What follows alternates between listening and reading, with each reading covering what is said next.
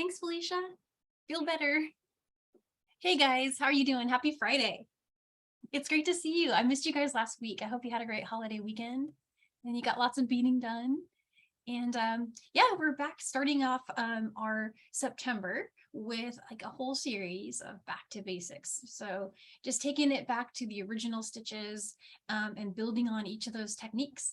And then coming up in October, we've got classes that build on those. So it's all going to be kind of this whole back to school theme, right? So I hope you guys will enjoy it. And I had a lot of fun making the materials for these classes. So I think we'll have a really fun time. Today's class is an intro to ladder stitch. So for brand new seed beaters out there, this is the class where you're going to learn this stitch that is kind of like the foundation stitch for a lot of different stitches. Like for example, next week's class, we're doing a herringbone intro. That starts with a ladder stitch. And if you've seen those beautiful brick stitch designs that people do, those again start with a ladder stitch. So you'll often see in a pattern, like a written pattern, the very first thing that these patterns tell you to do is ladder stitch this count with these beads. And it's like step one of so many patterns. So once you've got ladder stitching down, you've got that covered. And then of course, like there's just fun stuff you can do with just that stitch. It's very similar, in my opinion, to like a square stitch. And square stitching is kind of the same, you know, where you're looping around and changing. The only difference is the change of direction, I feel like. But it's still foundational and can be used to kind of just get your mind and your motor memory kind of wired for bead weaving in general. This is the one. So what we've got today for the project is these beautiful bracelets here. And I'll take those off and put them on the mat in a minute, but they are easy to make. They're very fast and they use a size 8 seed bead with bugles. And so I'm just going to lay those here and then show you guys what they look like up close. So all they are is just a repeating ladder stitch that alternates between a bugle bead and 3 size 8 seed beads. Super simple. You can use any colors you want. You can add any kind of clasp you want. And I'm going to talk a little bit about clasps when we get to that section where we add it to this one. But just in general, like this is kind of like a no limits design. You can change it up so easily. You can, of course, switch the size of your bugles and seed beads. These were an easy to see, nice, like beginner friendly bead size. But if you wanted to size it down, you just get the two size 2 bugle and like some size 11 seed beads, and you can make a little dainty, very minimalist version. You can experiment with any beads you have in your stash by taking them out and just getting the width to match. So if the widths match, this is going to work.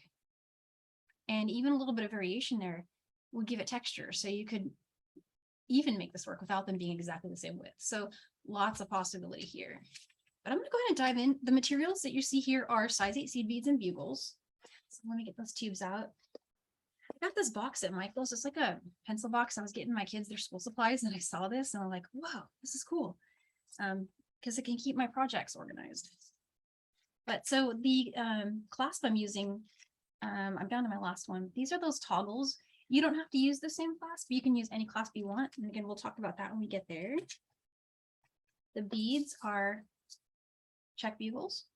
These are the ones at Michael's, and all these part numbers are in this handout here, so you can find them by SKU number. And then for the beads, size 8 seed beads of any color, any style you want.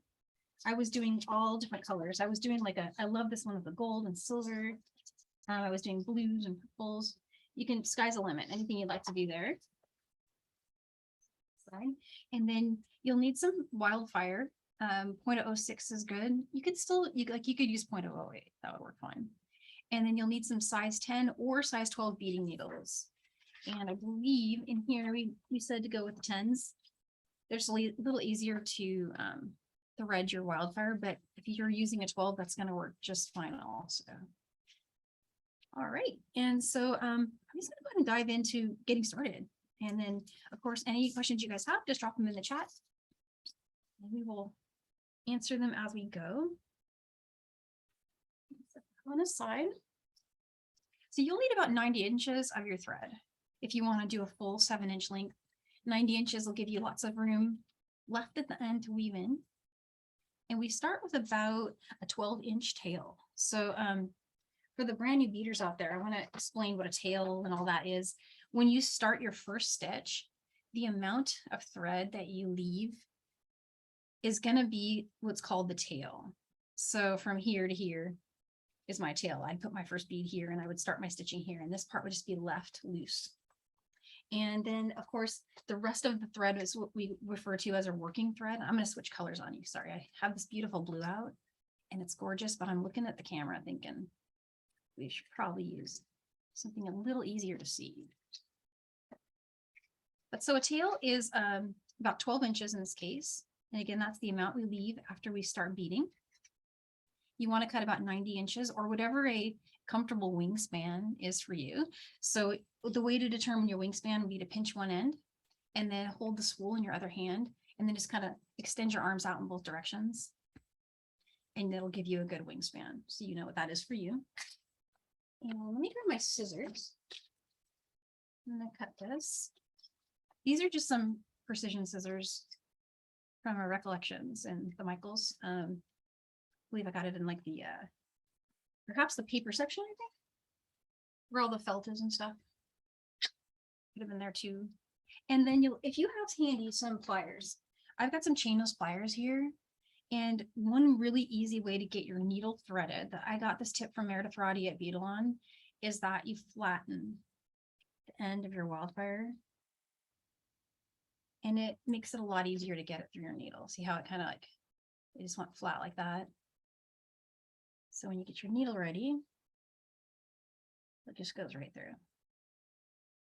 And when you get it through, go ahead and pull so that this side, which is just the folded over side, this is worked on a single strand. So the side that you have that you just put through your needle, pull that through about 20 to 30 inches or so to make the working length shorter. So you're not having to spool through every stitch, pulling through additional, you know what I mean? Like if you keep having to do that, it's just going to make it a lot more laborious making your work. So I like to pull a whole lot down on this one. Since we've got 90 inches, you could pull down probably a good 20, right?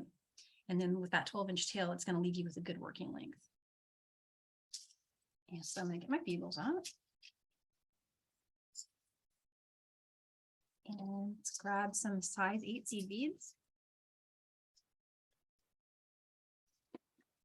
And we'll just jump right in. So ladder stitching, I'm going to come down a little bit with my camera here. Now that we've seen all the materials. And this is a really close view of what we're doing here. Ladder stitching is basically just joining parallel all of your beads, and it's really easy to see the concept with a bugle. So that's why I thought, hey, let's go with bugles. So that's going to really make the concept jump out. And you always want to pick up 2 beads to start. So there's my 2 beads, bringing that down. And again, remembering my intention to leave about a 12-inch tail. So from end to end here. And I'm actually just using the length of my mat to measure that from top to bottom. It kind of works. It's in the noise. It's about 11 point something inches. It's about the size of a piece of paper. So that'll work fine for a length of tail. Here's my 2 bugles. This is the side my needle's on. Here's the tail side over here. I'm just going to come around and go back through the first bugle bead. You go back through that one. And you're coming in the direction that your tail's exiting. So here's my tail side. And this is my working side. I'm just coming around and going back through the first bugle, headed in the side where the tail is coming out. And when you do that, and then I'll hold all of this in place with my hand so that it preserves my tail, because things are going to start sliding around when we start to pull with this hand. So I'll hold this whole thing and just kind of pinch it. So everything's staying in place while I pull the working thread through. And what you'll get is, see, this loop will start to close. And they'll sit side by side just like that. And that's what you want them to do. And that right there is a ladder stitch. And since this is our first one, meaning it's the first one we set up, I'm going to go back through it again. So I'm going to go back through the second bugle bead that we strung and then come back up through the first one. So just making a big circle. And now that's not going to wiggle or move around on us. It's going to stay put. And that's it. It's that easy. Just start your ladder. And bugles make it particularly easy because it helps you with structuring. But this is possible to do with stacks of beads. And you'll see that a lot with a brick stitch start. So like you'll see a lot of people say brick stitch 10 stacks of 2. And that is the kind of the same thing as saying, hey, get this going right here. And I'm just going to do a quick demo of that. And you come back up just through the first 2.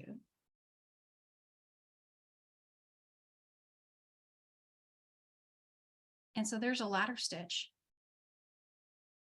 with stacks of 2. Same concept as what we've done with the bugles here. So now you know exactly what that is when you read that in a pattern. Going back to our design, what I did is I thought, how cute would it be to just kind of keep going in this direction, just keep laddering, just to practice that up and down, like, you know, circular stitching motion with just all beads and bugles. So with the steadiness that you get from a bugle, it can help you do these stacks of 3. So now I'm going to ladder, which is essentially bugle, stack of 3, bugle, stack of 3, from here on to the length of my bracelet, right? Whatever length you desire that to be. And so again, we're coming in through the side. Now this part I'm going to just back up and show. So we just finished our ladder stitch. And I need to come up through this next bead. So I'm headed away from my tail. And now what I want to do is I'll be exiting and entering from the bead in the opposite direction every time we add beads. And here's what I mean by that. So I'm going to add the 3 size 8s, and I'm going to go in through the side my thread is not present coming out of. So my thread's coming out this side. I pick up these 3 beads, come up through the side my thread's not exiting from. The goal being just to make that circle, right? Making a loop. So you see the loop coming together here. And those 3 just pop right there on the side. And come back through those 3. And as I'm doing this, I'm pinching all of this underneath my hand just for tension reasons. With seed bead weaving, tension is kind of important. What you can do is if your tension works out great with your first stitch and you're happy with it, keep going. If you feel like you want to reinforce it, you can go back through it again, right? So just going back through the bugle and back through the 3 seed beads. And there it is. It's a little tighter. And I found that as I was working on it, I did not need to do that every time. But on a couple times when I was stitching, I felt like, oh, there's a little loose spot. It is also possible while you're creating each stitch to tighten it in place in the moment. And so I'll show you what I mean by that, especially when you add the bugles, because they tend to give you like a stabilizing effect that makes it easier to tighten. So here's a bugle. And again, my thread, you see my thread's over here. It's exiting on this side now. I'm going to come in through the side where the thread is not exiting. And again, forming that loop.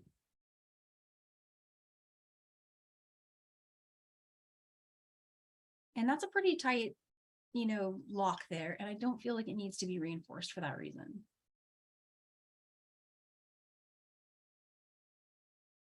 There's 3 more seed beads here. And again, I'm going to go through on the side that my thread is not exiting from. And you'll know if it doesn't work out because it will, like if you go on the wrong side, you won't get this loop. You'll get something that's hanging out over on the wrong side and it won't ever do this like connection. So it's a great thing that it kind of error checks in the moment as you're going. Again, I'm going to come down through these 3 and see I'm pinching this in between my fingers to tighten. And then when I'm pulling pretty tight when I come through with a needle. I'm going to pick up another one. Come around and go through. So just alternate bugle bead, 3 size 8 seed beads, bugle bead. How does everyone feel about the ladder stitch in general? I can go back and start from the beginning again. Thanks, Don. Yeah, I got some thumbs up out there. Yeah, this is a super easy design. It's and it's so versatile and fast too. Like you'll get done so quickly with a bracelet. Yeah, exactly. And I like, oh, thanks, Wanda. Yeah, I do like the bugle beads for the stabilizing effect that they give this work. And there's no reason you can't take this concept and turn that into your first row of a brick stitch design. A lot of people use bugles in their first row brick stitch for this very reason, because it's very stable.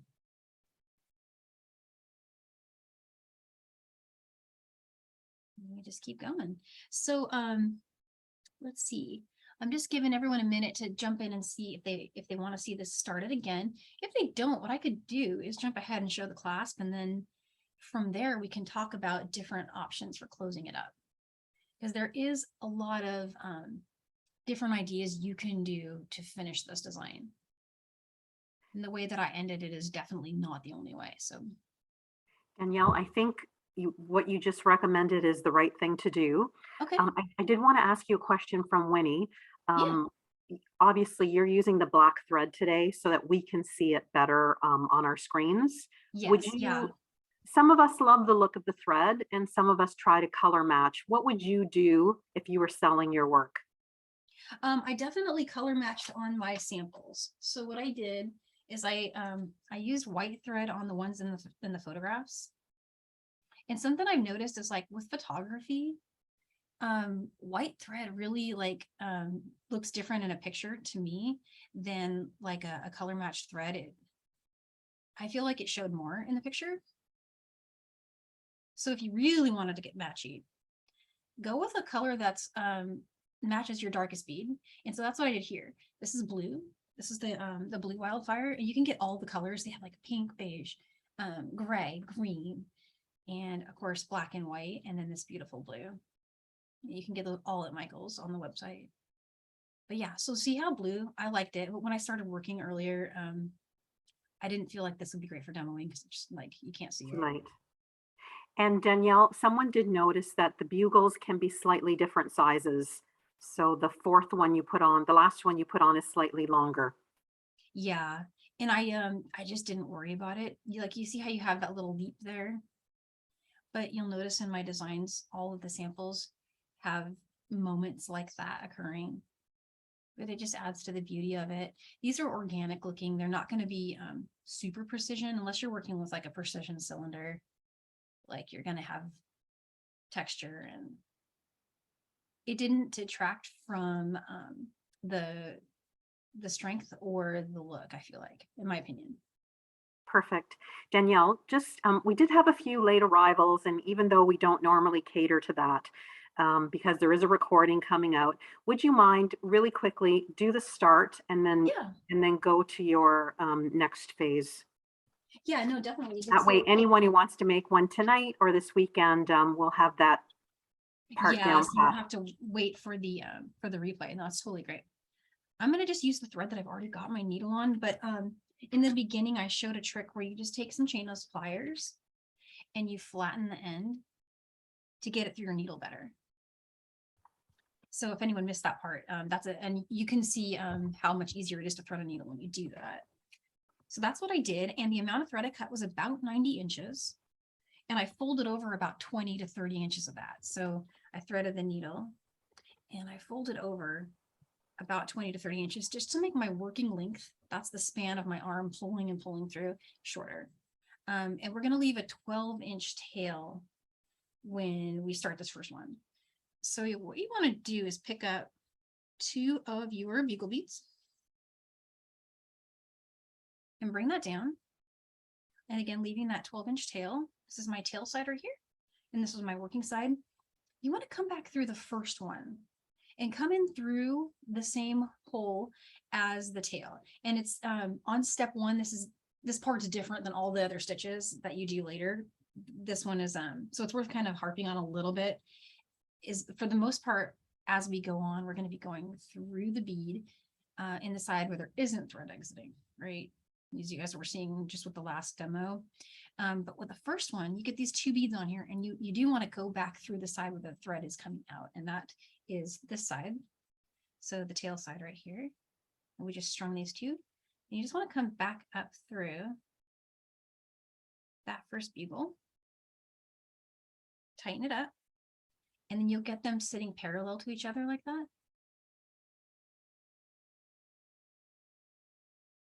And then what you'll want to do is go through that again. So go down through the second bugle bead that we strung.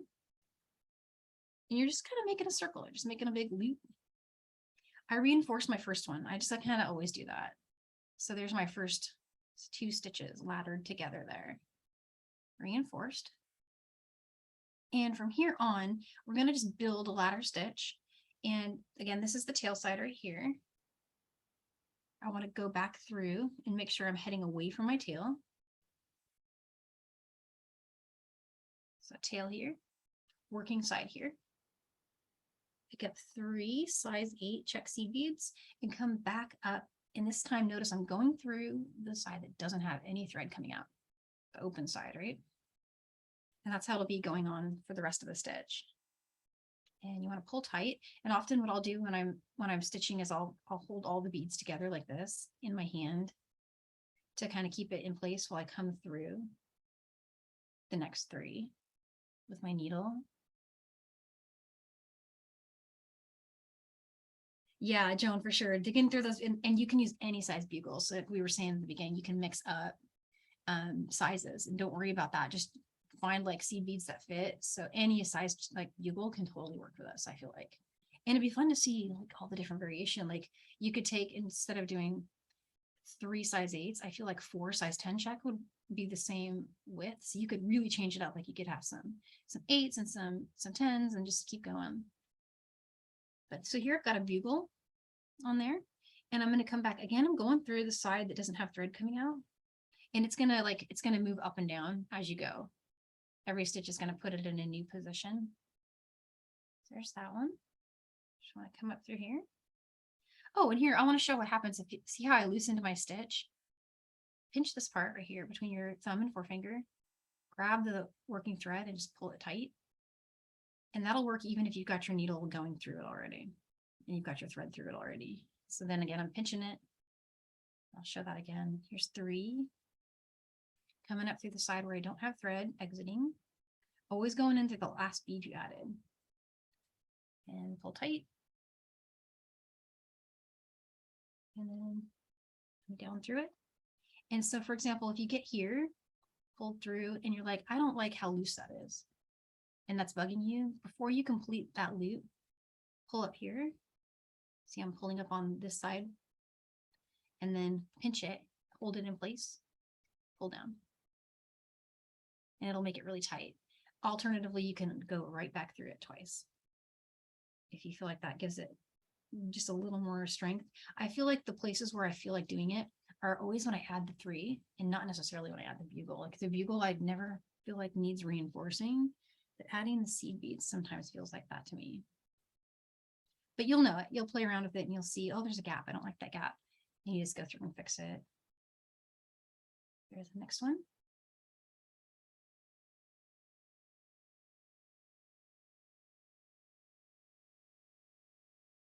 And there we go. And actually, I just saw something pop up that really interested me. I have a bunch of black bugles behind me. They're on the Michaels wall. And we got October coming up next month. So how cool would a red and black one with silver be for Halloween? And then put some charms on the end of it that are Halloween themed. Pretty cool as like party gift for friends, like for like a Halloween party. And and it's super inspiring idea and fast. So. But yeah, so this is the basic stitch. Like you just keep going. And as you're stitching, you can measure as you go. You can use one of those bracelet design boards and just kind of put it in a circle on the design board and see what length. And as far as like how long should I make it, assuming, you know, I've got to put a clasp on it, right? Well, what I was doing is I was actually just putting it on and looking to see when I got to where I had a gap that was about the size of my clasp choice. So one thing you can do is you can measure your clasp and you can decide from there like how much it will add, and keep in mind that if you do any kind of like a step up, which I'm going to talk about in a minute, that's going to add length too. So figuring that out, sometimes you just like, you want to just stitch it and then see, and you can always, like, before you do any weaving in, take it apart if you feel like it added too much length, and just pull some beads off. But once you get that like first measure of your clasp style, you can use that for all your designs. Just keep a note. When I use this clasp, it tends to add 3/4 of an inch, or for example, in my design, it adds about an inch for me. But something else I wanted to mention about toggles for those new jewelry designers out there. There's two things about toggles that you got to think about when you're designing. Is there's got to be wiggle room, meaning extra length, more than you think you might need in order to put it on and off. So when you have one of these like style bracelets like this, and you're putting it on, you need room for it to cross over so you can get your toggle through. And it can be really tricky to put on yourself like that. Also with toggles, sometimes you need space. Now with this toggle and this particular design, I can get these beads through this hole, which means I don't have to give air to my toggle. But you could, because I wanted to show you, in order to put this on, and this is just maybe even admittedly kind of a design flaw, I have to maneuver my beads a little bit into my toggle to get it through. And why this is important is if you're selling your work and somebody comes along and they're trying it on and they can't get it on their wrist, or easily get it on their wrist, then they're not going to buy it. And so I was going to show you guys an alternative way you can do this. See how I'm trying to get it through? A way you can give a toggle air in this design, and it might help you with getting it clasped. If you're using a different kind of clasp, meaning not a toggle, like for example, if you're using like a one of these with a jump ring, you don't have to worry about this part. All you have to do is follow the same instructions that we've done to attach these. But instead of using the end of the finding here, you just use, this is your jump ring. And you just stitch your jump ring in place of the center size 8. So let's do this. Let me show you how to do this part, and then we'll talk variations, and I'll show you how to give air to the toggle side. All right, so here's what I was working on earlier.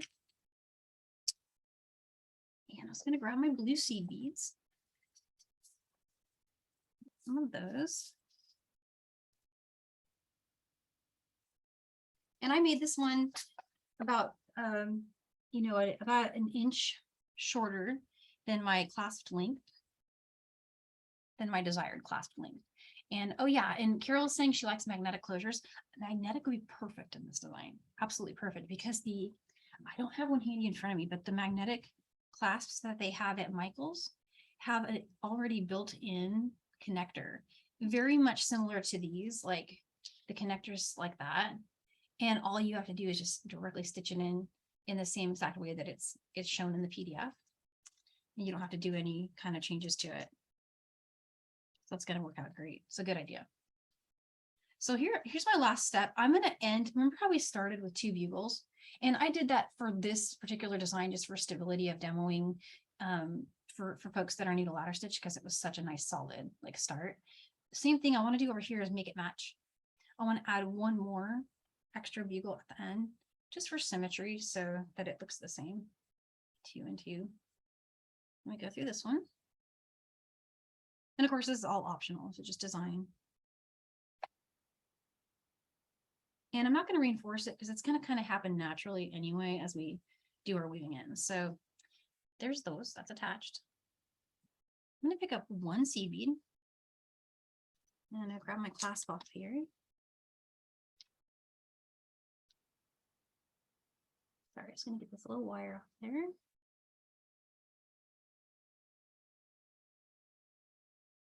And then going through my toggle and pick up 1 more.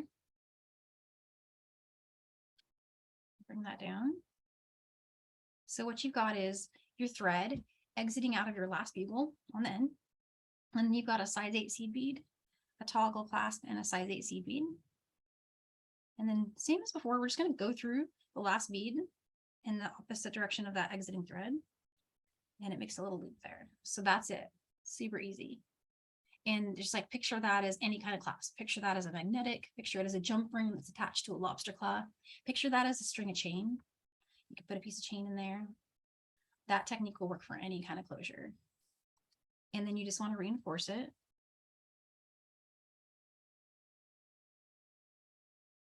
You could even do a button. I feel like you could do a button. This part would be the button shank, right?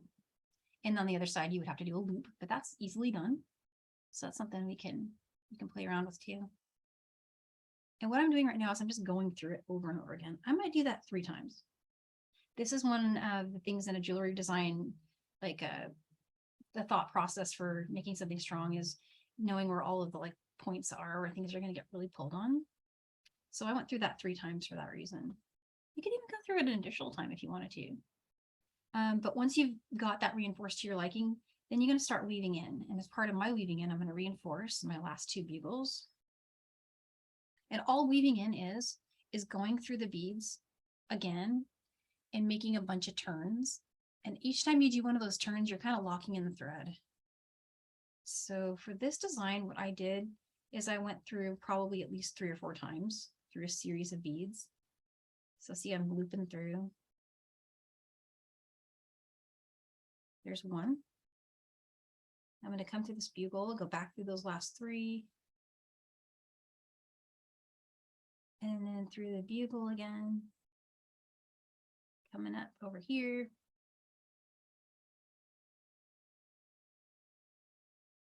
I do love 2 things about size 8 seed beads that I love is the generous internal hole diameters. And the bugles aren't bad either. This is Wildfire's on the thicker side of a size D thread, and it kind of can fill up a bead pretty quickly.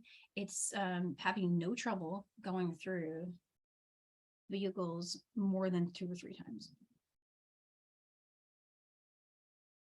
And so if you wanted, you could keep going all the way down, but I feel like right about there, I would go ahead and trim it at this point. But I wanted to share another idea in case anybody thinks this is cool. What if, since you might have a lot of extra thread like I do here, you could kind of weave into the center and maybe jump out with some extra beads, come out like that, and put a little charm on it. Another thought I had was they have these cards at Michael's of a bunch of mini charms. They're like a bunch of little tiny crystals, for example, and they have a little jump ring on them. You could charm the whole thing all the way down. And these are just kind of some passing thoughts I was having earlier when I was working on this one. It's like, how could we jazz this up and make it even more amazing? And you could do that and make this an anklet with the little crystals hanging, all just coming down. So yeah, the charm wall, if you go look at the charm wall, that will inspire you. You'll like see so many things that you can do. I'm going to go ahead and trim this one.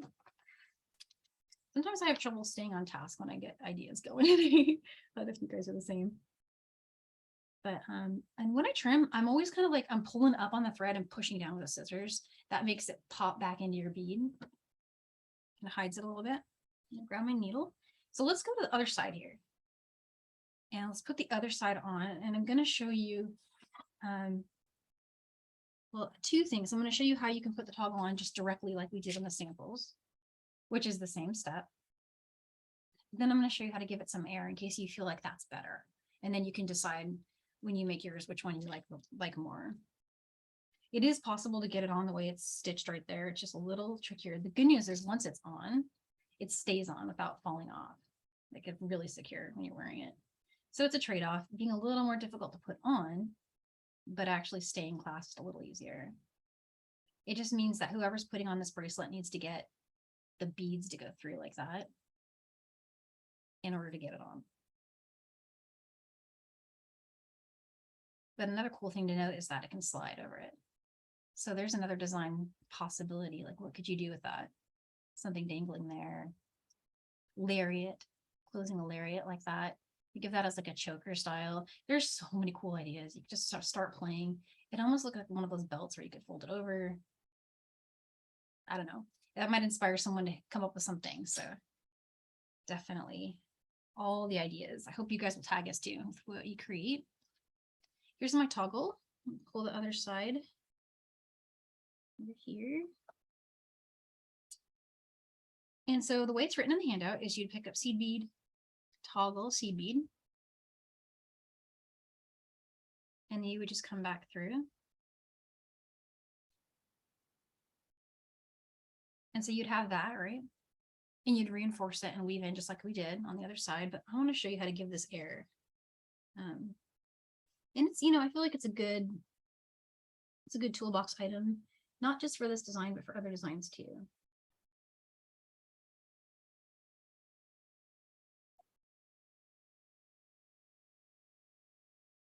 I tried to get out of there by needling back through and it didn't work. Typically you would take your needle off and pull it out, but I always try. I know I'm not alone in that. I always try to see if I get lucky. But yeah, always best to just kind of take off your needle. And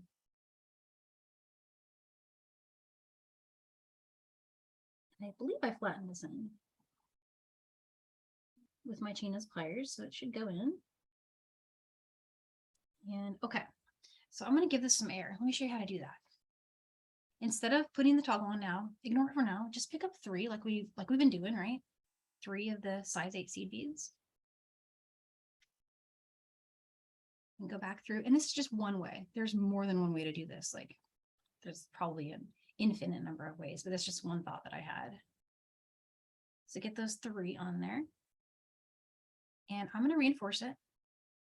I want it to be strong now because it'll help me do what I'm going to do. Reinforcing just by going back through. And when I come back through this time, I'm going to exit from the center bead. So you've got 3 size 8 seed beads on there, but I'm going to exit from the center one. Didn't go all the way through, right? I'm going to pick up 2 more size 8 seed beads. Go through my toggle over here. And bring that down. Next thing I want to do is go back through those 2 size 8 beads. And come back through those. And then take a quick look at where we're exiting from. We exited from the top of this size 8 bead. I want to come back and go through this way. So what we're doing is we're hugging that bead. We're encircling it. And I'm going to continue on through this one, the one above it. And when you pull tight, what should happen is those 2 seed beads we added should kind of sit just right on top of that one. See how the thread's kind of hugging it? And now our toggle has some air. Let's reinforce all of that. I'm going to reinforce it twice. So go back through your bugle. Through these first 2 here.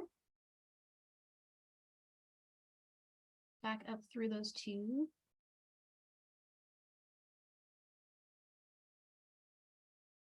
Through here. And then back down.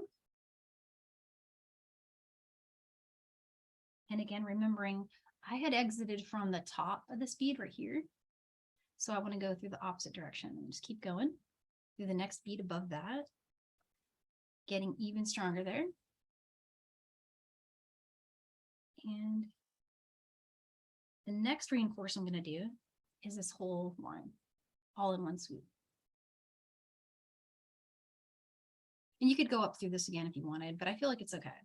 That's 2 passes, which essentially is a connection of 2 on this side and 2 on this side twice. That's pretty good. Seems pretty strong. This is a lightweight design, so I'm going to start weaving in, just like we did before. I'm going to go through, make circles, get all my beads. And then we'll trim it and we'll try it on.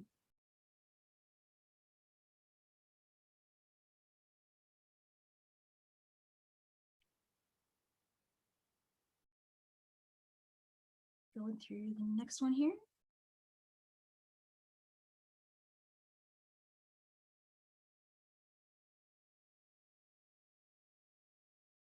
I'm going to go through 2 more and then trim it.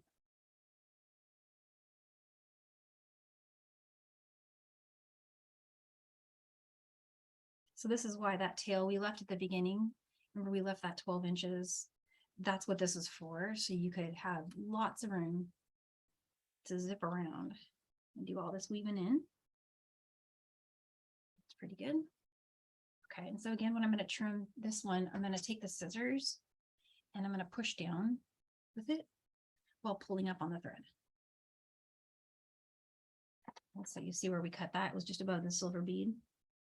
And it just disappears into the bead. You can kind of see it. Not too easily though. There's our tail, it's hidden in there. So there's the bracelet. And if you put it on, it'll be a little easier to clasp since we gave it some air. Should come right through. Pretty secure. Even like that. So there's one way. Or you can try the other design, which is making them like this. It's just a little more difficult to get on because you have to get this whole bunch of beadwork. And it goes through it.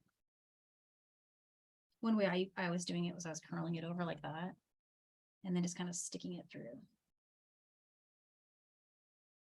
But try both.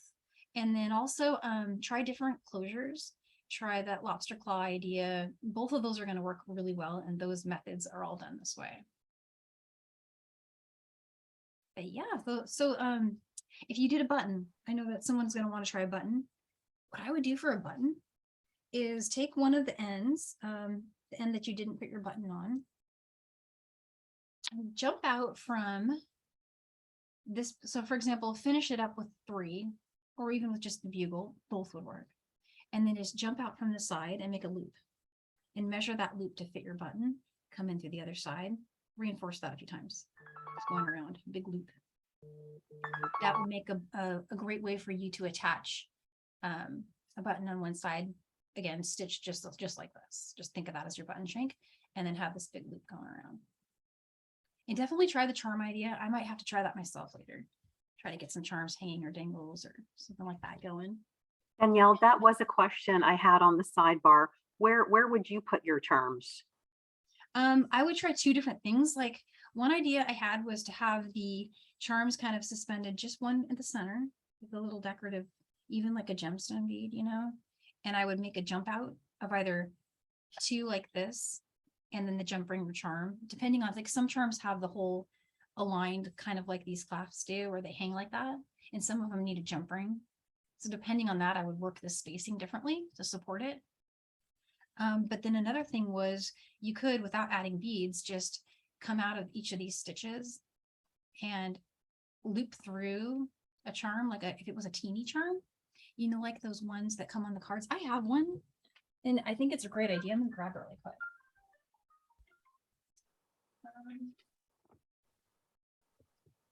So like these, something like this all up and down it. So you can just see like how cool would this look, and you could leave the jump ring on it, or you could try, if you were gonna go through this way, you would have to do a bead and then go through the loop and then put another bead and go back into the same bead you're exiting. But it would work, right? Maybe the jump ring would be better because you'd have movement. So I would just stitch through the jump ring, I think, most likely. But I would play with that and see like how cool can I make that look. And you could do it as you're weaving in. Yeah, I think someone just popped that in the chat. Yeah, as you're weaving in, you could just go through the whole thing and just add like charms, like zip, zip, zip all the way down.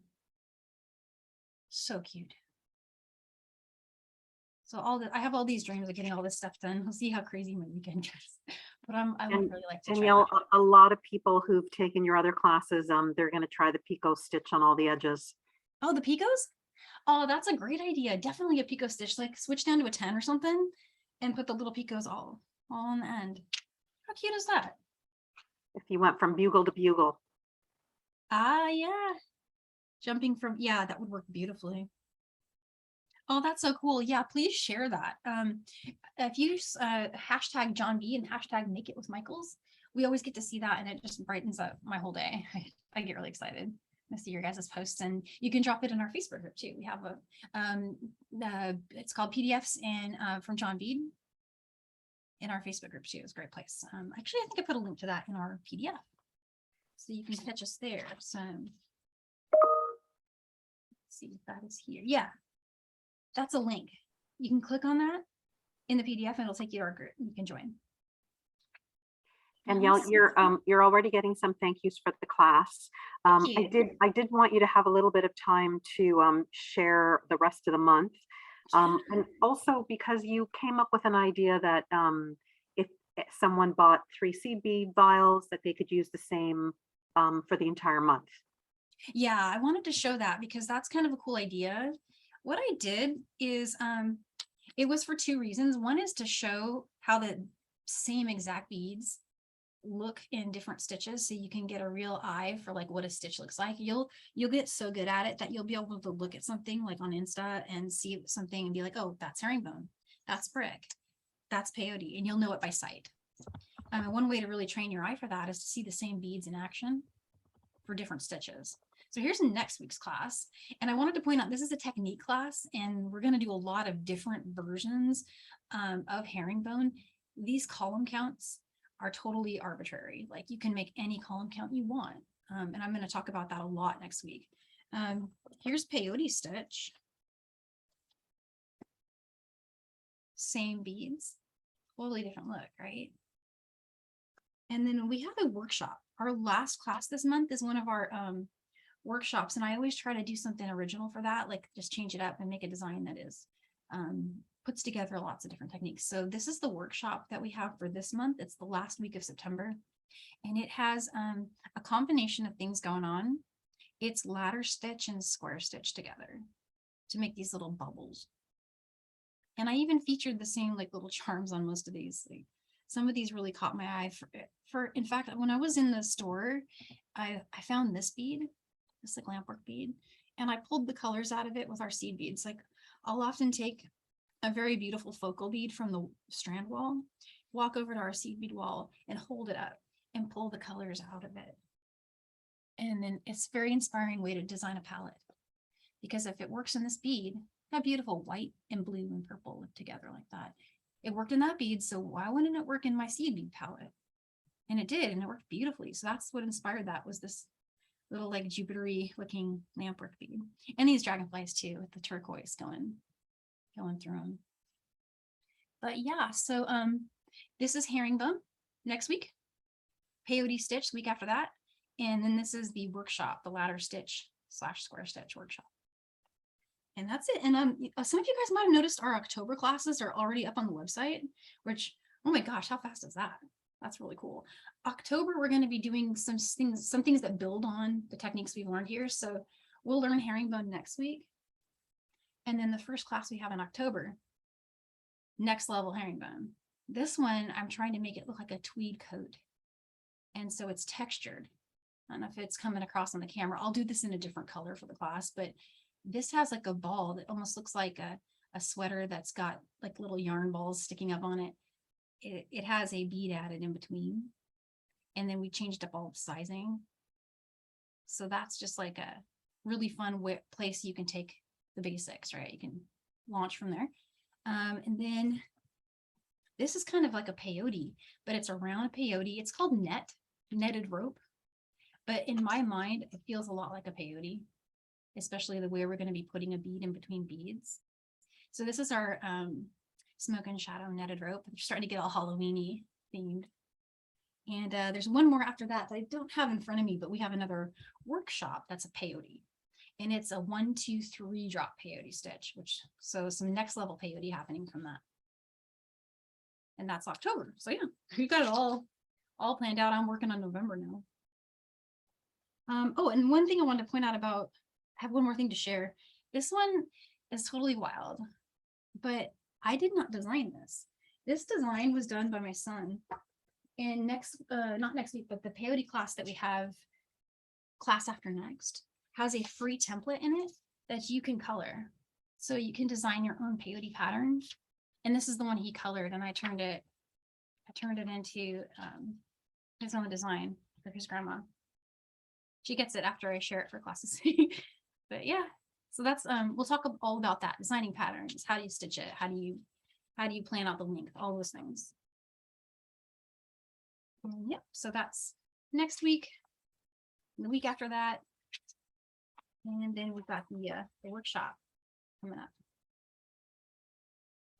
All right. So any questions out there?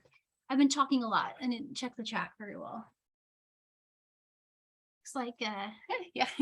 Hey guys.